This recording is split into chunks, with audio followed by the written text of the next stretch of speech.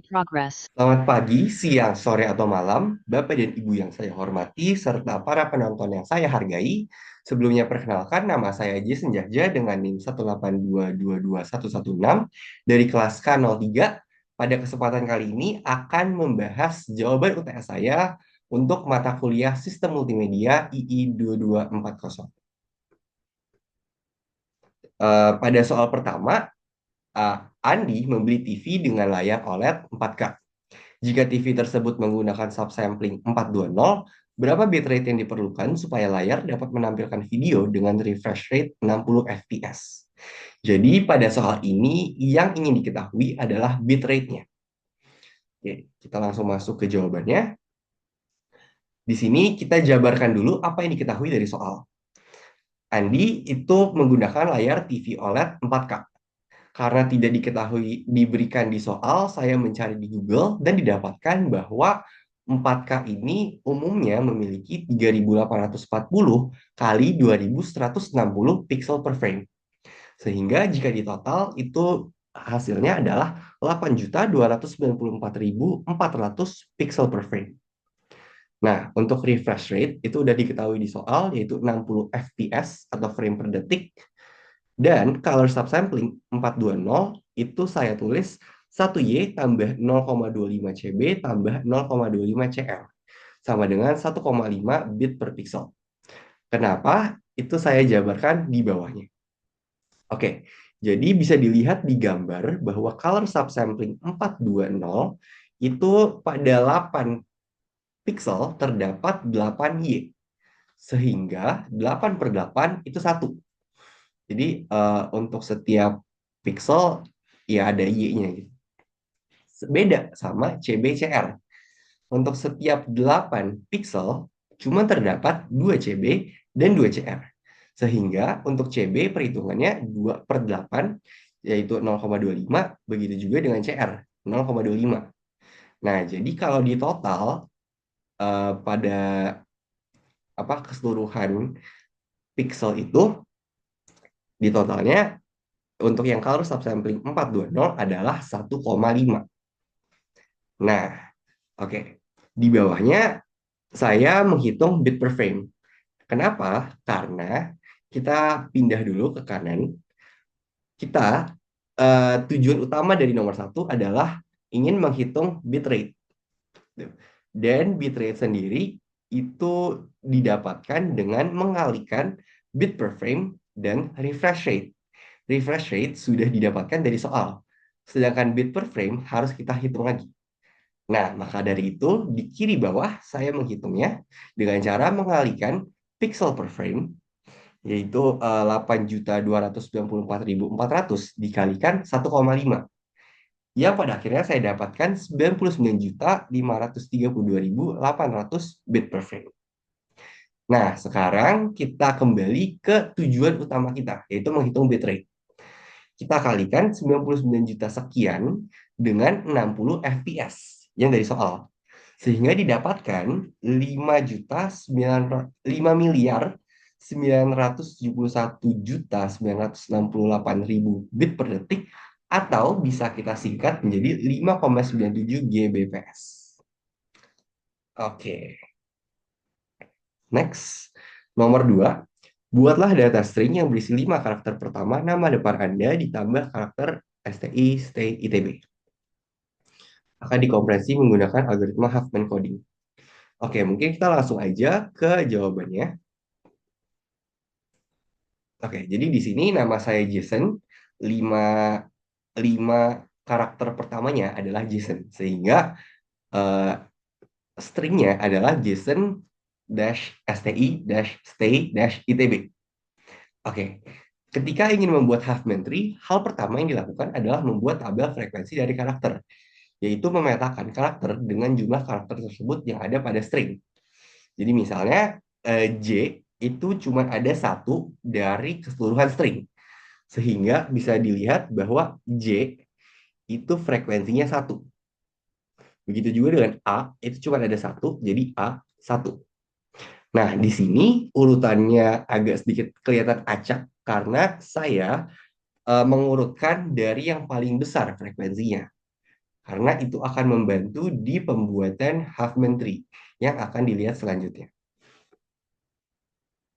Oke, jadi ini adalah Huffman tree yang berhasil dibuat berdasarkan tabel frekuensi yang tadi. Tabel frekuensi tadi itu supaya kita bisa mengurutkan dari yang frekuensinya paling besar ke paling kecil. Untuk yang frekuensinya sama itu nggak terlalu berpengaruh yang mana yang duluan. Yang penting yang atas itu yang paling besar dan bawah itu paling kecil. Itu untuk aturan yang saat ini. Terus untuk membuat Huffman tree itu kita menggabungkan atau menjumlahkan frekuensi yang paling kecil, dua frekuensi terkecil. Makanya kita mulai dari bawah. Jadi satu dan satu ditambah jadi dua, satu dan satu jadi dua, satu dan satu jadi dua, tiga dan tiga jadi enam, tiga dan tiga jadi enam. Terus dua tambah dua jadi empat. Nah, dua apakah ditambah ke enam atau ke empat? Karena 4 lebih kecil dari 6, jadi kita tambahkan dulu 2 dan 4, sehingga jadi 6. Dan begitu seterusnya. Untuk kode biner, bilangan biner 1 dan 0, itu dibuat konsisten, 1 berada di atas dan 0 berada di bawah. Dan berikut adalah Huffman tree-nya. Nah, untuk nomor 2 bagian 3, itu kita mulai memetakan antara karakter yang ada pada string dengan kode biner yang terbentuk dari Huffman tree. Dapat dilihat pada slide uh, cara menghitungnya, cara uh, mengetahui karakter itu punya kode biner apa. Mungkin kita kembali sedikit. Itu caranya adalah misalnya S itu kita mulai dari kanan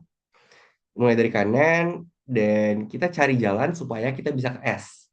Itu kita ambil yang paling atas, atas, atas. Satu, satu, satu. Nah, makanya dia punya bilangan biner satu, satu, satu. Nah, kalau misalnya T, itu satu, satu, dan nol. Dan begitu juga seterusnya. Oke. Terus yang nomor 2 bagian 4, untuk menghitung rata-rata panjang bit per karakter, kita akan menggunakan rumus total bit per total karakter. Kita mau menghitung rata-rata panjang bit per karakter. Eh, kita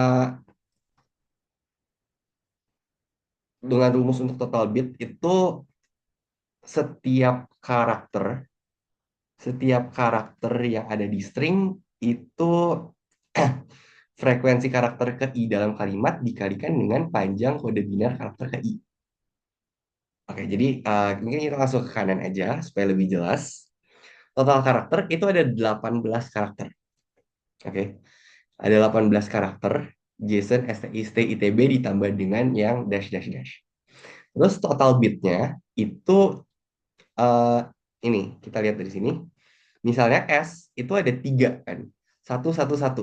Berarti ada 3 kode biner yang membentuk karakter S ini. Nah, S sendiri itu ada 3 di string. Makanya 3 kali 3. Dan begitu juga dengan karakter lainnya. Misalnya S, terus habis itu T. T itu kan juga dibuat dari 110. 3 kode biner. T sendiri frekuensinya juga ada 3. Jadi ditambah 3 kali 3. Dan begitu juga seterusnya.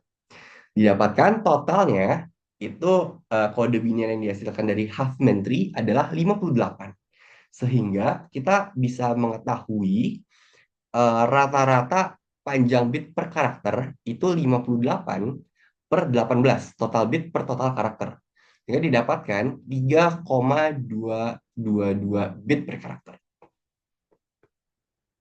Nah, untuk nomor 2 bagian 5, untuk menghitung ukuran total bit dari hasil kompresi, jika string asli terdiri dari 1000 karakter, kita akan menggunakan kembali nilai rata-rata bit per karakter dari nomor 2.4 yang barusan. Kita udah tahu rata-rata bit per karakternya berapa. Nah, sekarang tinggal kita kalikan dengan 1000 karakter dari soal. 1000 dikali 3,222 didapatkan 3222 bit in total. Oke, untuk nomor 2 bagian 6, itu kita mau mencari tahu rasio dari kompresi Huffman tree. Representasi asli itu dari soal disimpan dengan 8 bit. Sedangkan setelah dikompresi itu jadi 3,222 bit per karakter. Jadi rasionya adalah 2,483. Dia apa ya? Jadi kayak 2,483 lebih kecil dari ukuran awal untuk menyimpan sebuah karakter. Tuh. Oke. Next. Nah, ini sekarang kita membahas keuntungan dan keterbatasan dari Huffman coding. Yang pertama, keuntungannya itu dia efisien untuk teks dengan distribusi karakter yang tidak merata. Yang kedua, dia lossless. Jadi setiap karakter itu dikodekan secara unik dan dapat dikodekan kembali ke bentuk aslinya tanpa perubahan sedikit pun.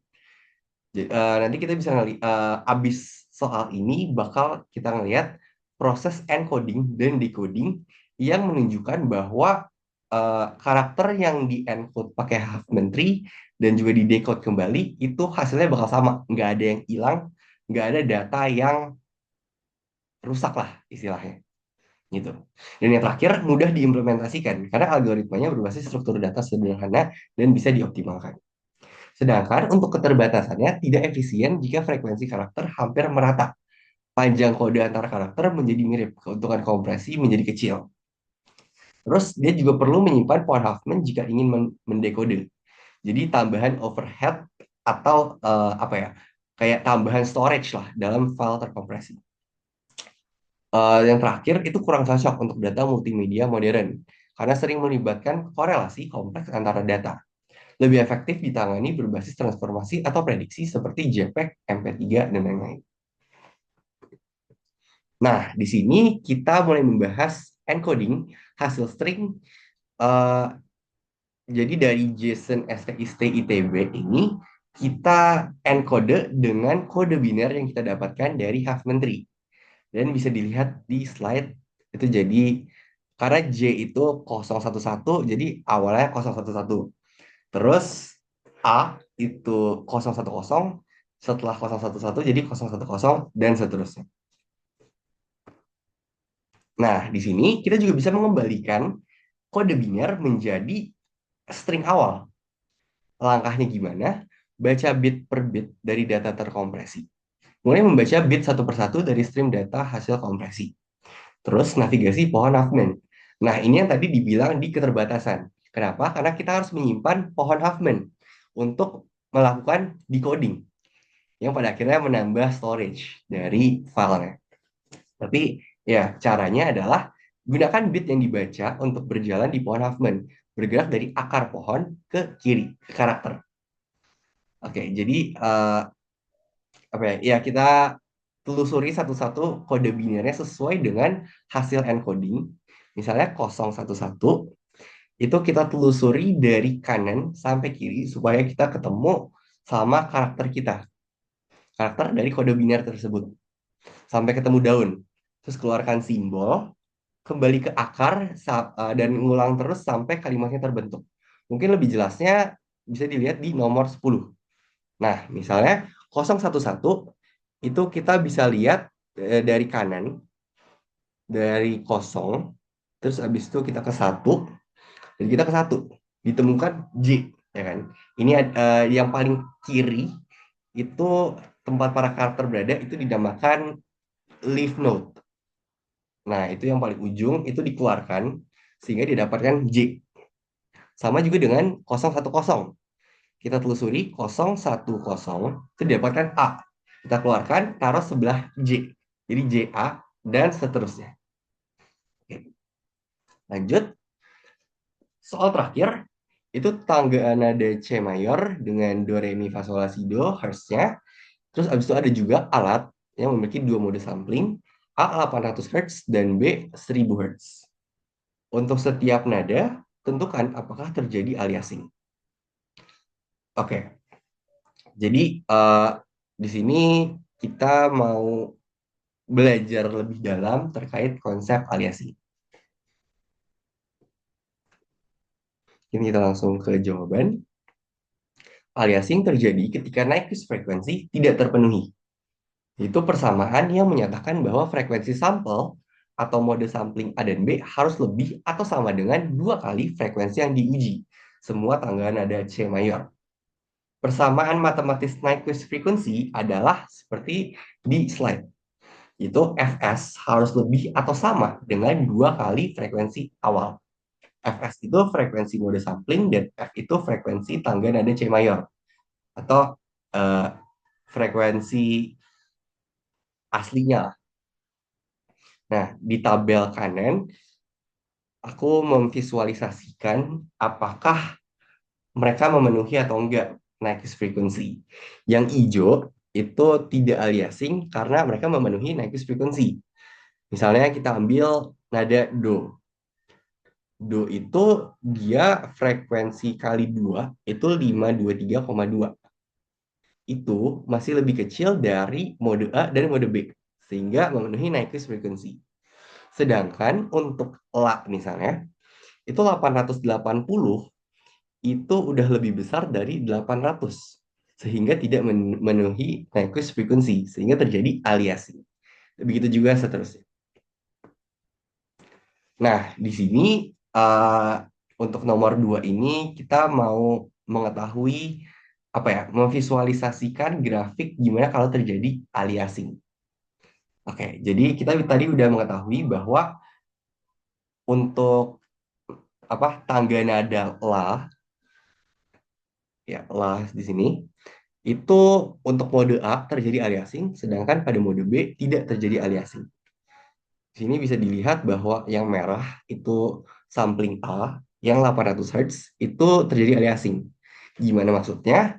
Ini kayak kalau misalnya kita bayangin yang merah itu kita buat suatu sinyal kontinu, itu bakal beda frekuensinya dengan sinyal asli gitu. Makanya itulah kenapa dinamakan terjadi aliasing. Sedangkan untuk sampling B yang lebih mirip dengan sinyal aslinya itu nggak nggak bakal terjadi aliasing seperti sampling A. Oke, jadi pertanyaannya mungkin kita ulang. Apakah nada yang dihasilkan masih sama? Tidak, tentunya. Kenapa? Karena kalau frekuensi sampling terlalu rendah, nada di atas Nyquist frekuensi akan terpantul balik atau jadi frekuensinya jadi lebih rendah sehingga bunyinya jadi salah, ya kan? Karena frekuensi menghasilkan bunyi yang berbeda-beda.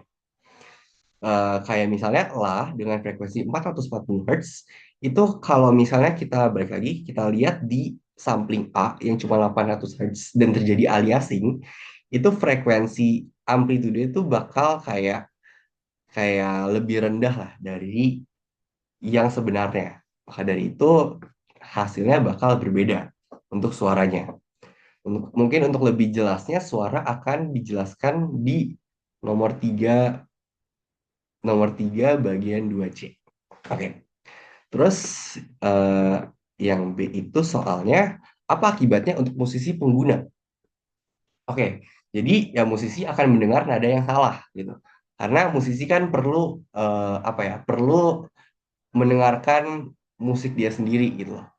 Dan juga dia perlu guidance dalam membuat suatu musik. Kalau misalnya dia udah salah dengar, dia ngebuatnya juga nanti bakal salah.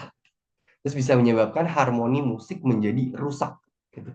Karena pada akhirnya jadi nggak karuan, nggak sesuai dengan ekspektasi atau yang diinginkan sama musisi tersebut. Dan yang terakhir, yang ketiga, instrumen terdengar tidak akurat atau false. Yang terakhir, jika digunakan dalam produksi musik, hasil akhir jadi tidak profesional. Karena kayak yang tadi, nggak sesuai dengan apa yang diinginkan musisi yang membuatnya. Oke, untuk yang terakhir, soalnya adalah putar contoh hasil audio dengan dua mode sampling rate pada nada La sama dengan 440 Hz dan jelaskan apa yang terjadi. Kita akan pindah ke sini. Oke, sini kita akan mulai mencoba menjalankan kode.